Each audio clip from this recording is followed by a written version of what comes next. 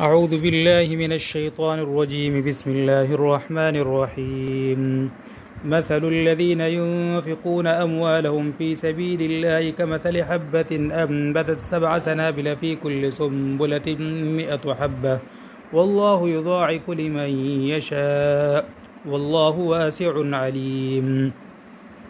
الذين ينفقون أموالهم في سبيل الله ثم لا يتبعون ما أنفقوا منا ولا أذى لهم أجرهم عند ربهم ولا خوف عليهم ولا هم يحزنون. قول معروف ومغفرة خير من صدقة يتبعها أذى، والله غني حليم.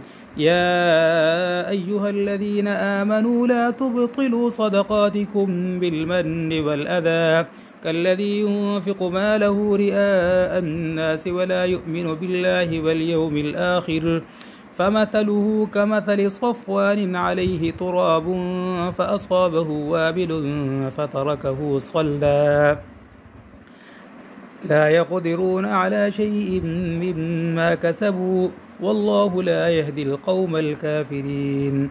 ومثل الذين ينفقون أموالهم ابتغاء مرضات الله وتثبيتا من أنفسهم كمثل جنة بربوة أصابها وابل فآتت أكلها ضعفين، فإن لم يصبها وابل فطل، والله بما تعملون بصير. أيود أحدكم أن تكون له